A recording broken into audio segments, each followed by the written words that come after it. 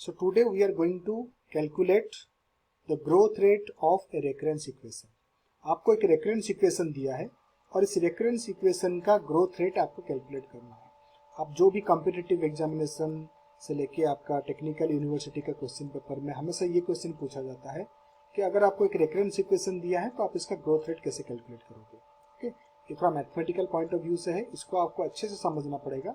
मैं कोशिश करूंगा कि आपको बिल्कुल समझ में आ जाएगा ये प्रॉब्लम, है ना. बस आपको ध्यान में रखना है जो जो पॉइंट्स में बोल के जा रहा हूँ. तो जैसे ही आपको एक इक्वेशन दिया है तो first you have to identify this is the homogeneous type of equation और this is a non homogeneous type of equation. तो हाउ वी कैन आइडेंटिफाई, आपको आइडेंटिफाई करना है कि जो इक्वेशन है उसके आरएचएस साइड में क्या है, राइट हैंड साइड में वैल्यू क्या है. यहाँ पे आपको जो वैल्यू दिया है आरएचएस में वो दिया है 0. ओके, अगर आपका वैल्यू 0 दिया है दैट मीन्स ये क्या हो जाएगा आपका होमोजेनियस इक्वेशन. और अगर आपका 0 के अलावा कुछ और वैल्यू है तो वो हो जाएगा आपका नॉन होमोजेनियस इक्वेशन. यहाँ पे हमें a of 0 is equal to दिया है 5 और a of 1 is equal to दिया है 7. ओके, अब इसके बाद में हमें क्या करना है, इस दोनों वैल्यू को लेके a0 equals to 5 and a1 equals to 7 को लेके हमें कैलकुलेट करना है इस जो इक्वेशन है उसका ग्रोथ रेट कितना है. ठीक है, तो इसका सोल्यूशन कैसे हम कैलकुलेट करेंगे. इस टाइप का जब भी आपको प्रॉब्लम मिलेगा first we have to calculate the degree of the given equation. So how we can calculate the degree. So degree equals to highest factor minus lowest factor. Okay, so highest factor क्या रहता है इस equation का, आपको higher value क्या है आपका n, यहाँ पे n जो दिया है वो आपका हाईएस्ट वैल्यू हाईएस्ट फैक्टर है. माइनस लोएस्ट फैक्टर क्या है, यहाँ पे देखो ये है n-1 लेकिन यहाँ पे है n-2. सो लोएस्ट फैक्टर आपका क्या हो गया n-2. अगर इसको हम सब्ट्रैक्ट करेंगे तो हमें डिग्री मिल गया 2. तो जैसे डिग्री मिल गया, आपको डिग्री मिल गया, डिग्री यहाँ पे डिग्री का वैल्यू कितना हो गया 2. Now we have to find out the auxiliary equation. अब ये ऑक्सिलरी इक्वेशन कैसे कैलकुलेशन होता है. ऑक्सिलरी इक्वेशन जब आप कैलकुलेट करोगे तो आप मान के चलो ये जो आपको इक्वेशन दिया है यहाँ पे an-2 into an-1 plus an-2, इसको हम कन्वर्ट करेंगे. किस तरीके से कन्वर्ट करेंगे, आपको ट्रीट करना होगा इसको r to the power n. तो अगर मैं इसको पहले लिख लेता हूं r to the power n, n यहाँ पे आपको रिप्रेजेंट करेगा डिग्री. तो यहाँ पे डिग्री कितना है 2 है, क्योंकि अगर n को हम ट्रीट कर रहे हैं डिग्री तो यहाँ पे कितना हो जाएगा r to the power 2 minus जो कांस्टेंट वैल्यू है उसको आप एज इट इज रखिएगा a to the power a into n-1. तो ये जो टर्म है ये आपका कन्वर्ट क्या किस में हो जाएगा, ये कन्वर्ट हो जाएगा r टू दी पावर, इसमें कन्वर्ट हो जाएगा n-1. और यहाँ पे n का वैल्यू हम क्या ले रहे हैं, n का वैल्यू हम ले रहे हैं डिग्री. दैट मीन्स ये क्या हो जाएगा आपका r to the power 2 minus 1. That means कितना हो जाएगा 1. और हम सिंपली लिख सकते हैं 2 into r plus okay plus ये वाला वैल्यू क्या हो जाएगा a to the power n-2. That means r to the power n-2. That means n का वैल्यू यहाँ पे कितना है तो 2 माइनस 2. दैट मीन्स कितना हो गया 0. सो आपका ये इसको अगर और सिंप्लीफाई कर दूंगा तो ऑक्सिलरी इक्वेशन क्या हो जाएगा r square minus 2r plus something to the power 0 is equals to 1 is equals to क्या हो जाएगा 0. सो ये जो वैल्यू आपको मिला है this is your auxiliary equation. आपका मेन इक्वेशन क्या था, मेन इक्वेशन था an-2 an-1 plus an-2 and from that we have calculated the auxiliary equation r square minus 2r plus 1 is equals to 0. ठीक है, अब ऑक्सिलरी इक्वेशन के बाद में जैसे आपको ऑक्सिलरी इक्वेशन मिल गया हमें कैलकुलेट करना है इसका रूट वैल्यू. ओके, तो रूट कैसे कैलकुलेट करते हैं,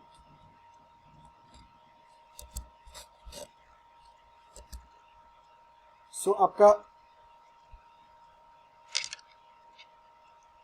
जो ऑक्सिलरी इक्वेशन है, जो ऑक्सिलरी इक्वेशन हमें दिया है वो कितना है r स्क्वायर. हमें एक बार फिर से हम लिख लेते हैं ऑक्सिलरी इक्वेशन हमारे पास में क्या है r square minus 2r plus 1 is equals to 0. ये हमारा ऑक्सिलरी इक्वेशन दिया है. अब हम रूट कैलकुलेट करेंगे. सो रूट कैलकुलेशन क्या, तो इसको हम ब्रेक करता हूं r स्क्वायर माइनस r, इसको हम कंबाइन करेंगे तो आएगा minus 2r plus 1 is equals to 0. इसको हम और सिंप्लीफाई अगर करेंगे, अगर मैं r को कॉमन लूंगा तो r माइनस 1, यहाँ पे मुझे चाहिए r तो दैट मीन्स मैं किसको लूंगा मैं 1 को लूंगा कॉमन, तो यहाँ पे हो जाएगा r minus 1 is equals to 0। Okay, so that implies r minus 1, ये टर्म हो जाएगा आपका r minus 1 is equals to कितना हो जाएगा 0। That means r is equals to 1 and 1। तो यहाँ पे मुझे जो दो रूट मिले हैं, ये दोनों रूट मेरे लिए क्या हो गए हैं 1 1। दैट मीन्स देखो यहाँ पे मुझे जो दो रूट मिले हैं, इनको मैं r1 r2 भी बोल सकता हूँ, पर दोनों का वैल्यू क्या है, इक्वल है। सो बोथ, ये मैं बोल सकता हूँ कि बोथ रूट्स, जो रूट्स हमें मिले हैं ये क्या हो गए। तो आपको एक चीज ध्यान में रखना है, हो सकता है आपको इस केस में आपको इक्वल मिल गया वैल्यू, लेकिन कभी कभी आपको रूट का वैल्यू जो है वो अनइक्वल मिलेगा, है ना। तो आपको ये बात को ध्यान में रखना है, लेकिन इस प्रॉब्लम के लिए हमें क्या मिल गया है, equal value. So if roots are equal, अगर आपका रूट इक्वल होता है, देन आपको ये बात ध्यान रखना पड़ेगा, ये जो इक्वेशन आया, इक्वेशन डेवलप होगा A N equals to C1 plus N C2 into r to the power n। So ये जो इक्वेशन है, ये इक्वेशन को मैं थोड़ा और आपको हाईलाइट कर देता हूं।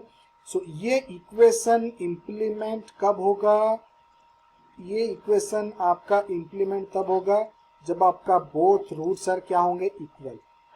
ये ओनली इक्वल के केस में ही होगा। तो इसको मैं देता हूं आपको equation 1, let's say it's equation 1। तो हमें क्या मिला, रूट हमने कैलकुलेट किया, हमारे पास जो दोनों रूट आए उनका वैल्यू क्या है, इक्वल है, और इक्वल के बेसिस पे हमने क्या किया, इक्वेशन डिफाइन किया। और वो इक्वेशन क्या बोलता है, A N is equals to C1 plus N C2 into r to the power n। But you have to remember one thing, ये इक्वेशन कब इंप्लीमेंट होगा, जब both roots are equal. Okay, so हम अभी क्या करेंगे, नेक्स्ट स्लाइड में देखेंगे कि कैसे हम कैलकुलेट कर रहे हैं।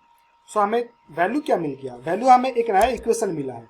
सो उस इक्वेशन को मैं यहाँ पे फिर से लिखता हूँ, that implies A N is equals to, क्या बोलता है वो, C1 plus N C2 into r to the power n।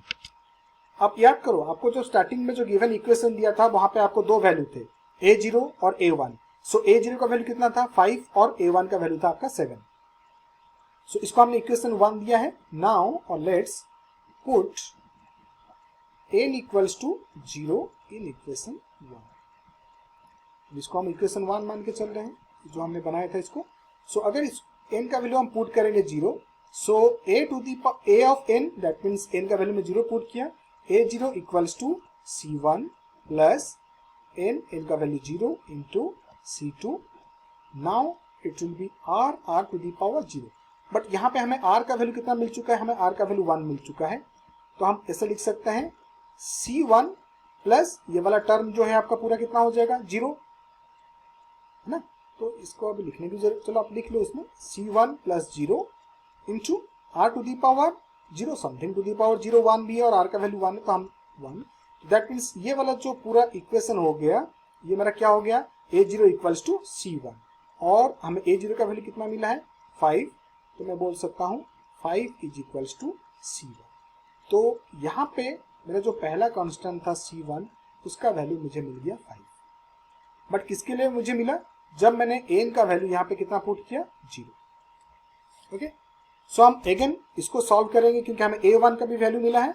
So now again, now put n equals to 1 in equation 1। ये जो इक्वेशन हमें दिया है, इसमें हम n का वैल्यू कितना पुट करेंगे, 1। सो अगर n का वैल्यू 1 पुट करेंगे, तो इसको हम थोड़ा और सिंप्लीफाई कर लेते हैं। सो a1, क्योंकि n का वैल्यू हमने 1 पुट किया, a1 equals to C1 plus n का value 1 into C2। Okay, so now the value of r to the power n, what is the value of r हमें root मिल चुका है 1, और यहाँ पे n का वैल्यू भी हमने पुट किया है 1। Okay, so that implies a1, इसको और थोड़ा मैं सिंप्लीफाई करता हूँ, a1 equals to C1 plus C2। Okay, इसको हम थोड़ा और सिंप्लीफाई अगर हम करेंगे, तो what is the value of a1 is equals to 7, हमें C1 का वैल्यू, देखो यहाँ पे C1 का वैल्यू हमें मिल चुका है 5. So now we can put the value of C1 5 plus C2. तो ये वाला इक्वेशन अगर हम उसको सॉल्व करेंगे, that implies C2 equals to, मेरा वैल्यू कितना मिल जाएगा 2. सो हमें C1 का वैल्यू कितना मिला 5, और यहाँ पे हमें C2 का वैल्यू कितना मिल गया 2. अब ये C1 और C2 का जो वैल्यू है उसको हम पुट करेंगे इस इक्वेशन 1 को. ओके, तो हम नेक्स्ट स्लाइड में देखते हैं कि how we can put the values. So now put the value, इसका value, now put the value of C1 and C2 यहाँ पे पुट करेंगे इन इक्वेशन 1. इस इक्वेशन 1 पे हम पुट करेंगे. तो वो इक्वेशन क्या बोला है, an is equals to C1 plus n C2 into r to the power n. ये वो इक्वेशन था. ठीक है, अगर इसको हम पुट करेंगे, so an is equals to कितना हो गया, what is the value of C1, C1 is equals to 5 plus C2 का वैल्यू मुझे कितना मिला है n, और यहाँ पे सॉरी C2 का वैल्यू मुझे मिला है 2. तो यहाँ पे मैंने वो वैल्यू दे दिया C1 C2 का into r to the power n. What is the value of r हमें 1 मिल चुका है to the power n. So मैं और थोड़ा सिंप्लीफाई करता हूँ. So an is equals to, इसको मैं लिख सकता हूँ 2n plus 5 1 to the power n. अब n का वैल्यू आप कुछ भी लो, 1 लो, 1000 लो, so value will be always will be treated as 1. So an equals to final value हमें कितना मिला 2n प्लस 5. ओके, सो ये 2n प्लस 5 जो है, आप एक चीज यहाँ पे ध्यान से देखो, ये जो 2n प्लस 5 है ये एक्चुअली एक इक्वेशन को रिफ्लेक्ट करता है. कौन सा इक्वेशन, जिसको हम बोलते हैं लीनियर इक्वेशन. और लीनियर इक्वेशन क्यों, क्योंकि लीनियर का जो स्टैंडर्ड वैल्यू जो रहता है लीनियर इक्वेशन का, वो रहता है आपका an प्लस b के फॉर्म. आपको दिख रहा है, अगर मैं इसको कंपेयर करूंगा, a का वैल्यू 2n और ये constant value. So this output, that means this whole a of n value will be represent a linear equation an plus b के फॉर्म में. So what will be the growth rate? If it's the linear equation, then the growth rate will be defined as order of n. है ना? So we can conclude that. So the growth rate will be defined as t of n. T of n is equals to order of. So this is the final growth rate of this given problem. Okay. So क्यों order of n आया, क्योंकि हमारा जो output है वो कौन से equation के साथ में डील करता है, लीनियर इक्वेशन के साथ में. तो लीनियर इक्वेशन के साथ में डील करने की वजह से इस प्रॉब्लम का जो ग्रोथ रेट रहेगा वो रहेगा ऑर्डर ऑफ n. बट आपको ध्यान से देखना होगा कि क्वेश्चन किस टाइप का दिया है. ऐसा नहीं कि इस टाइप का नियर अबाउट क्वेश्चन आएंगे तो उसका भी growth rate order of n आएगा, जरूरी नहीं है. ठीक है, तो पहले आप सॉल्व करिए. सॉल्व करने के बाद में आप देखिए कि इक्वेशन किसको रिप्रेजेंट करता है, लीनियर को या क्वाड्रेटिक को या क्यूबिक को या एक्सपोनेंशियल फंक्शन. उसके बेसिस पे आप डिसाइड करिएगा आपका ग्रोथ रेट क्या होगा. सो अल्टीमेटली इस प्रॉब्लम के लिए हमारे पास में जो ग्रोथ रेट था, this growth rate of this particular recurrence equation will be defined as order of n because it deals with which equation, it deals with a linear. Okay, तो आगे हम चल के नेक्स्ट और एक प्रॉब्लम सॉल्व करेंगे, देखेंगे उस प्रॉब्लम में आपका ग्रोथ ऑफ रेट क्या आता है. ठीक है.